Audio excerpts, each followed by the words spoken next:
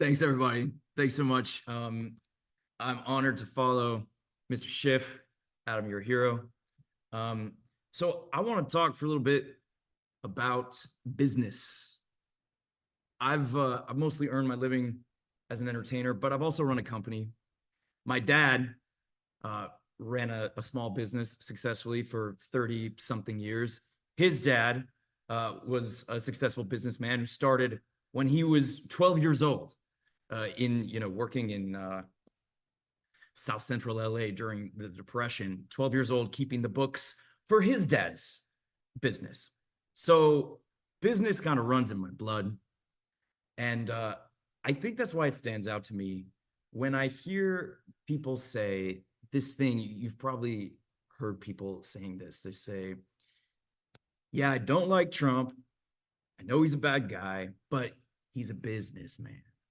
And, times are hard and I have to look out for me and my family. And we need a president who can be good for the economy, who's a businessman. And it's understandable. Money is short in this country for a lot of people. So I can see how people get there. But I want to talk about this. First of all, I'm not so sure Trump has been a good businessman. I mean, he likes to say that he's a self-made man, but he's lying. He inherited a ton of money from his dad. And when you start out with that much initial capital, it's a little bit like shooting fish in a barrel. But even if he were a successful businessman, which I'm not sure he has been, I think there are pretty much two different types of successful business people in this world. There are the honest business people who have an honest goodness, valuable product or good or service that they can bring to the world. And they treat their employees well. They treat their investors and their vendors and their customers well. And in turn, they are treated well and they do well as a businessman or business person. An honest business person. That's the kind of business person my dad was. And it's the kind that I strive to be. There's another type of successful businessman or woman, business person. And that's the con man. And I know there are also con women too, but if we're really honest, in this white dudes group, most of the biggest, baddest cons in the world are guys. So let's just say con man for short, right? A con man is different than an honest businessman. Might or might not have an honest to goodness product or service to offer the world, but it doesn't really matter, right? He's charismatic. He's good at lying. He's good at getting people on his side, his customers, his employees, his vendors, his investors. And he doesn't really give a shit about them.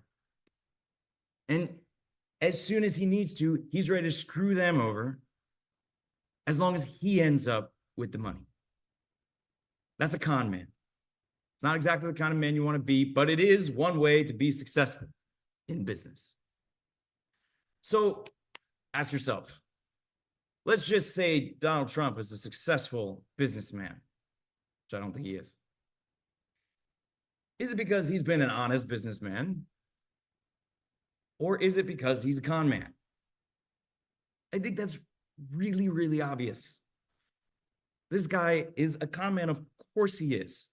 He's consistently screwed over. Look at his past business careers, consistently screwed over his customers, his tenants, his employees. Look at his past presidency, where his signature program was cutting taxes for rich people. It's con man.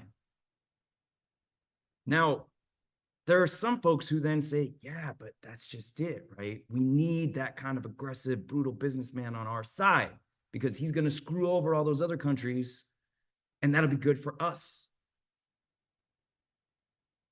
But it's not true. It's not what would happen. It's not what happened so far. It's not how a con man operates.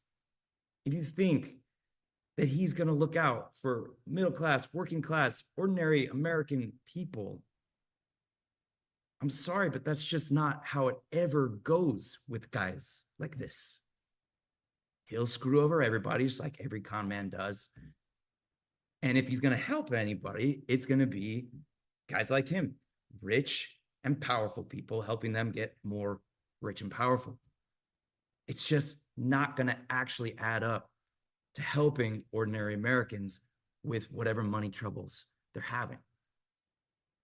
So this is why